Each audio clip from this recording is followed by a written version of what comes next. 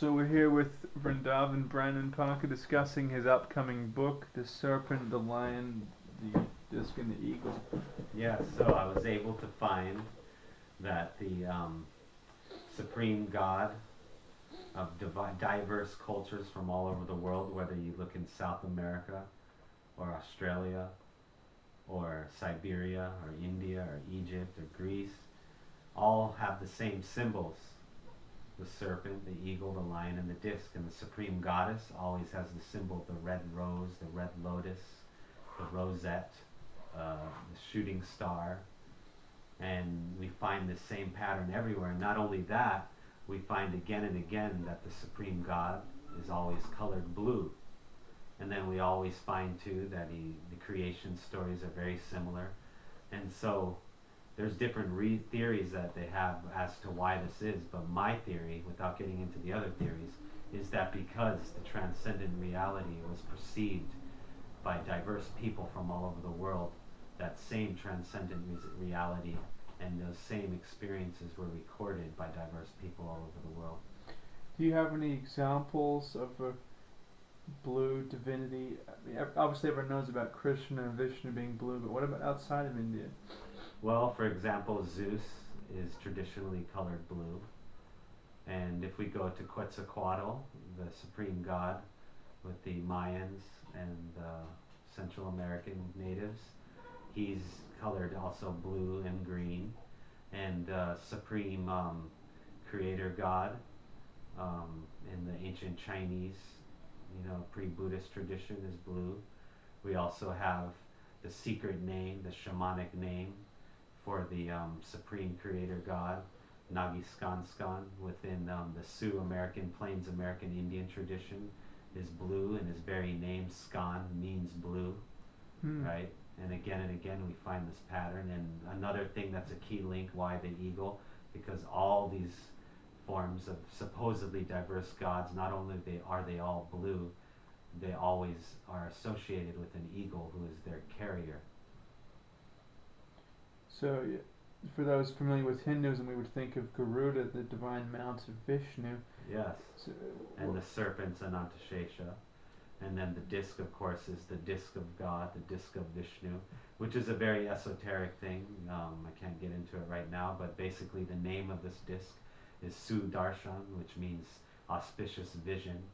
And for example, if we look at our own eyeballs, they're shaped like disc also, and they're actually the element and energy connected with fire, if I believe.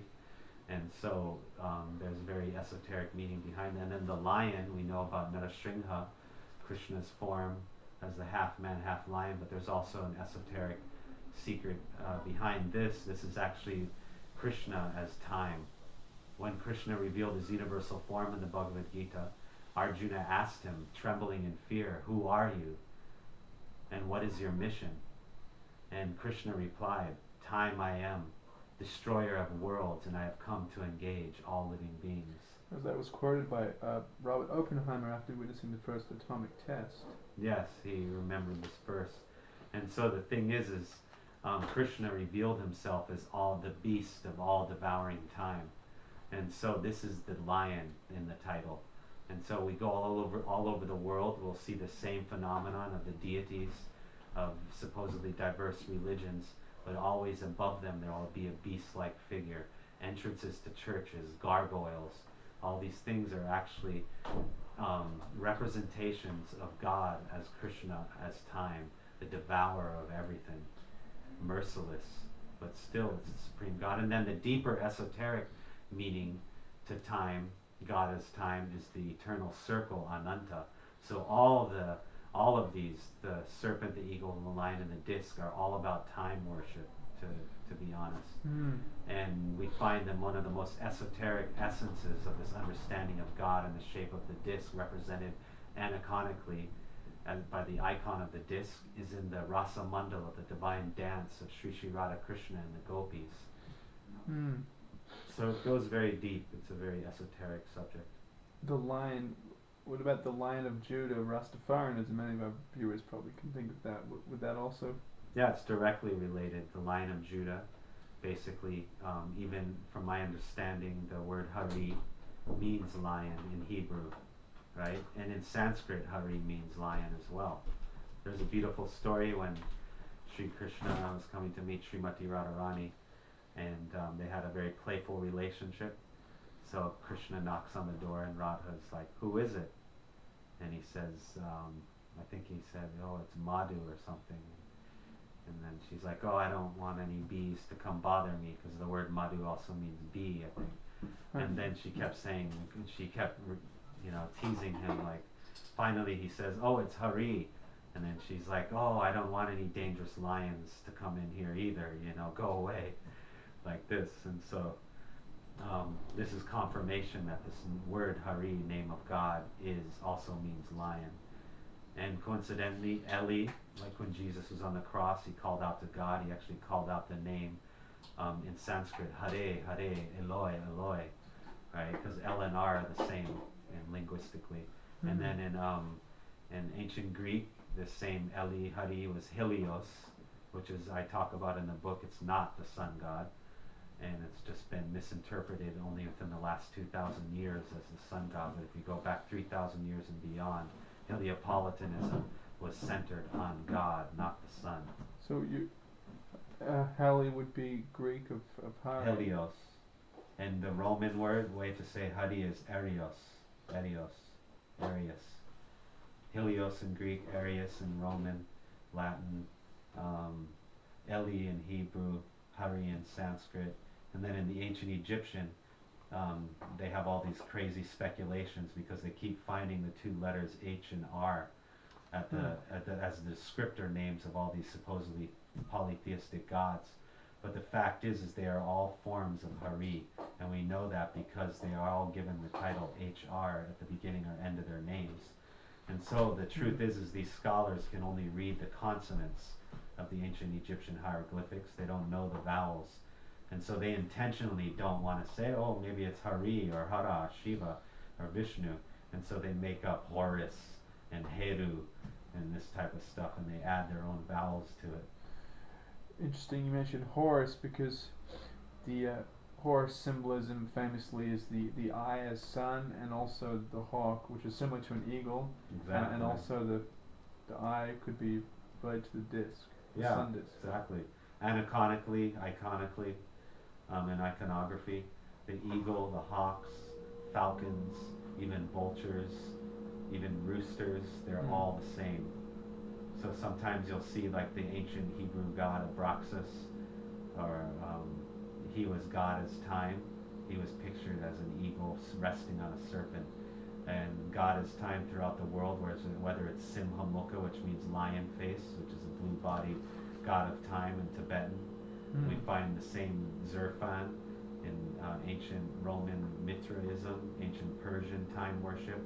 God always has a lion head, human body, with a serpent coiled around him and resting over his head, and he's always holding a wheel, a disc, or a globe. So it's Vishnu. Vishnu. Now, with regard to the serpent, many of our viewers may be familiar with the reptilian theories of David Icke, which looks at the ancient archaeological evidence for UFOs and reptilian beings. And so basically any kind of snake symbolism also relates to the Garden of Eden, the snake that tempted, and then there's like the sinister connotation to the snake. But you're using the serpent to represent the supreme God. So how do you respond to these competing theories? Yes, well, first I want to say that there have been kind of digressions where people will use the same forms, the same deities, and perform abominable human sacrifices. And so a lot of times the unfortunate fact is modern scholars will find examples of these heresies, these heretical versions of the original religion, and highlight them as the original. And so the fact is God in the form of the divine serpent is one of the most ancient understandings and representations of the supreme God. This is the first incarnation of God as the divine serpent, who's called Ananta, means unending, right? And he supports everything upon him, and every avatar of God is a form of this divine serpent, Anantashesha. And so we have these theories of David Icke's, who have taken a lot of this Vedic evidence and focused on extreme examples of heretical abuses of the same tradition, or he's actually taken direct Vedic evidence and misinterpreted it. And basically, he's dehumanizing the history of the world. And basically, I'll have people come at me, and I'm coming from an ancient tradition, an unbroken tradition that's a minimum of 5,000 years old. I have scriptures to back me up. I have histories to back me up. I have a whole living civilization of 800 million people who still follow this tradition, backing me up in my perspective on what the sacred snake worship means. On the origins of religion, I have the Vedic scriptures as my guide, as my template, right? And what does David Icke's have? Really, think about it. Okay, maybe he has a good book, maybe he has a good theory, but really, let's be honest. Let's put this give it a fair hearing in the court of, as in a court. You know, we could have our emotional belief systems, or we can go by the facts. So David Icke's, I mean, the guy is still alive, I believe. He came up with this recently, and I'm talking about a tradition that is represented by an unbroken lineage from teacher to student that goes back hundreds, if not thousands of years. And through our Sanskrit language, we've been able to record ancient wisdom through the use of poetry. For example, I'm speaking a lot here, and if I asked any of you to duplicate what I was saying, it would be very difficult. But right now, if I were to sing you a poem or a song, you would have a much easier time remembering the song and repeating it to other people. So this was a key method by which the ancient Vedic seers and rishis recorded the ancient Vedic scientific wisdom, was through the use of Sanskrit poetry. And so this knowledge has been preserved, has been maintained through this methodology for thousands upon thousands of years. And this is what I access to reach my conclusions in my book. And on that point, so you've rejected what you see as misinterpretations done by other researchers like I, but is there any validity for perhaps a Hindu or Vedic understanding of kind of malefic forces at work in the world today? We were discussing earlier these kind of black money and black op corruptions. Yeah, going on in India now. Like, the fact is you know, some of the greatest demonic leaders in the history of the world were great followers of the Vedic path. I'm not denying that. But what I am saying is that, yes, there are examples of Jarasandha who kidnapped hundreds of kings in order to offer them as sacrifices. And basically, there are, you know, great and powerful beings like Ravan, who were great devotees of Shiva, who performed great austerities, who knew all the scriptures, right? But he was the king of a cannibal race of people who were proud to kill and eat people, you know? And so this is a fact. But the main point that I'm trying to bring up about this is that these people were following something. They were giving their own twisted interpretation to the original template.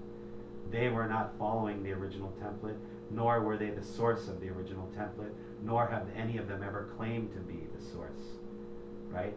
They were all following something that existed already. The original template of Sanatana Dharma, Vedic tradition, civilization, ritual, belief, culture, was already in place. And so these people harnessed that same knowledge and technology and abused it for their own ends.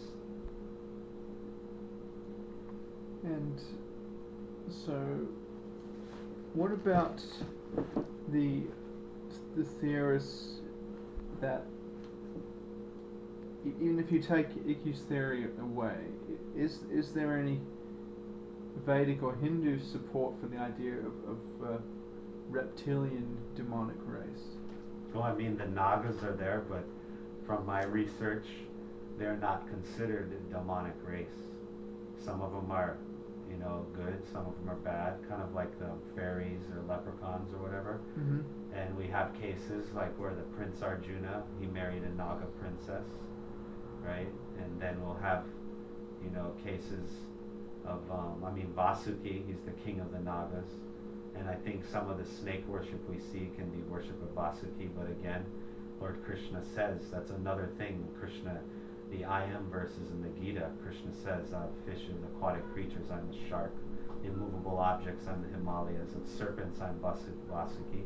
And so all these beings and forces of nature that were identified by Lord Krishna as himself were recognized as worshipable throughout history. And a big one, which a lot of people are confused by, is Krishna says, among mankind, I am the monarch. And so this is why kings were worshipped as direct representatives of God. When you worship a righteous king, you are worshiping a form of God. So that brings us to the topic of Hindu kingship. And we know in 2008, the last Hindu state, Nepal, the monarchy was abolished and became a secular republic. What ramification does this have for the future of Hinduism without a Hindu state or a Hindu king to uphold it? Well, we have this misconception that Hinduism is just a belief system, a religion. But in fact, it's a full spectrum, civilizationally based tradition that covers every aspect of society.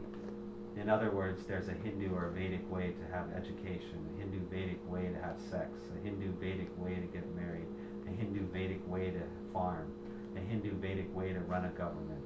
You cannot separate the functioning of society from the so-called religion of Hinduism.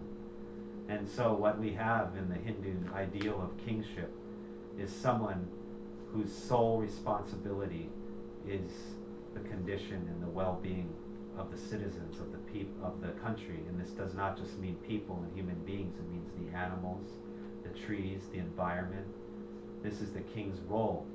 And the reason royalty and kings and queens have so much luxury and so many people at their command is not so they can live large and enjoy themselves. It's just that their work is so vital and so important because they need to take care of the needs of the whole nation that they don't have time for petty stuff like shopping, cooking, cleaning, that kind of taking the kids to school and back.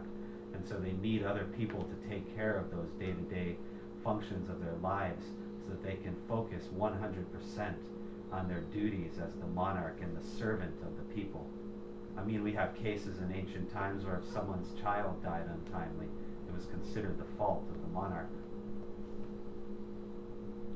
True Vedic kingdom, no citizen can go hungry, lack education, lack health benefits, or lack a home.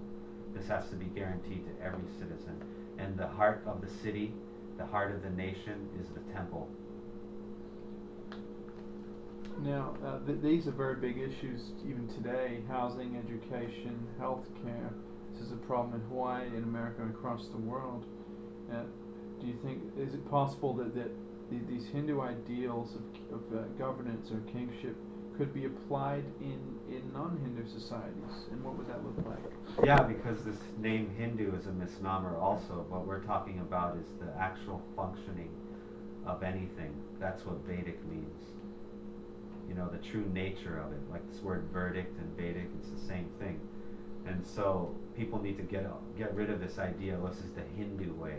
It's just that what we call the Hindus are the people who best preserved the ancient ways and methodologies that actually worked, methodologies that were in harmony with society, with nature. And so, for example, we have all these ideas from Hindu governance, like let's take, feeding people. So we have everyone famously, Hindus are mostly vegetarian, and so we know the amount of resources it takes to create one hamburger compared to the amount of resources it takes to make a bowl of grain for one person to eat. It's a vast difference. Basically, you need 100 bowls of cereal to make one hamburger, basically, if I remember correctly. You need an aircraft carrier amount of water just to feed one beef cow, versus that same amount of water can grow acres and acres and acres of food to feed people. But instead of growing food to feed people, they grow food to feed beef cattle. so that beef people can eat the beef. And so right there we have an example of so-called Hindu ethos and Hindu ideology, or whatever you want to call it, that actually is beneficial to the world at large. And like Prince Charles himself, he speaks about how Hinduism is one of those ancient root cultures that inherently built within the Hindu culture are solutions to our modern day problems. And so he personally urged the Hindus not to forget and give up their cultures, because it's not just beneficial to Hindus. What's inbuilt within Hindu civilization is beneficial to the world at large. So that's a fact.